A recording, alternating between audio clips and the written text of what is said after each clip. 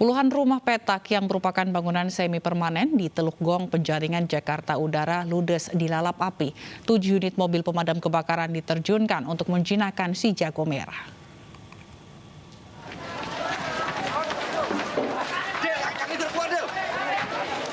Asap hitam dan kobaran api membumbung tinggi di tengah permukiman warga di Jalan Lindung RW 12, Teluk Gong, Penjaringan, Jakarta Utara.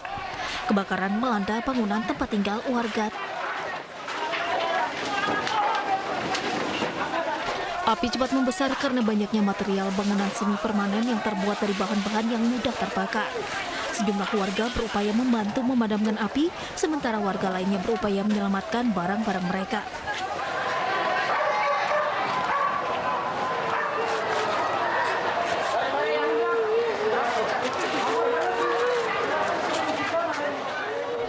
Tujuh unit mobil pemadam kebakaran dari Sudin Gulkarmat Jakarta Utara dan 2 unit dari Sudin Jakarta Barat dikerahkan ke lokasi untuk memadamkan api. Setelah lebih dari 1 jam, api akhirnya dipadamkan oleh petugas. Tapi nyalanya di atas, kita selamatin di bawah udah mati, atas masih gede. Orang-orang sempat itu pakai pemadam, sempat pemadam mati, ini ketahui atas gede. Anginnya kenceng, udah langsung merembet ke sana kemari. Setidaknya ada lebih dari 30 bangunan yang terdiri dari ratusan pintu kontrakan petak dan juga kios-kios pasar di lingkungan ini ludes dilalap si jago merah. Penyebab kebakaran pun masih diselidiki petugas. Dari Jakarta, Vendra Kurniawan, iNews melaporkan. Di tengah pengetatan pelaksanaan PPKM darurat, 2 kelompok pemuda di Cikarang Barat, Bekasi malah tawuran. Beberapa pelaku diamankan polisi dengan barang bukti senjata tajam.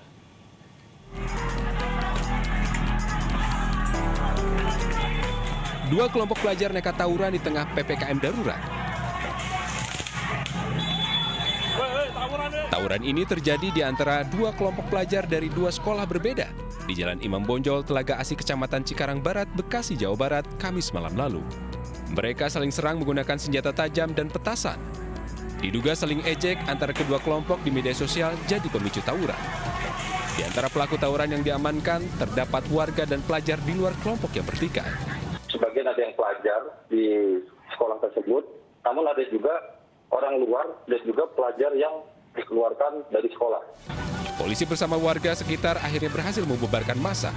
Dari Bekasi, Jawa Barat, Didit Junaidi, iNews melaporkan. Jembatan gantung di Kabupaten Labuan Batu Utara, Sumatera Utara putus saat dilintasi warga. Akibatnya 4 orang warga terluka.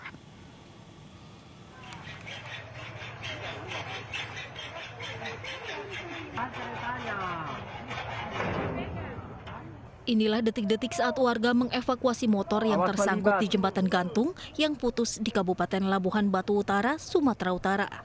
Jembatan ini menghubungkan Dusun Pulau Godang dengan Dusun Padang Mahodang di Desa Silumajang, Sumatera Utara.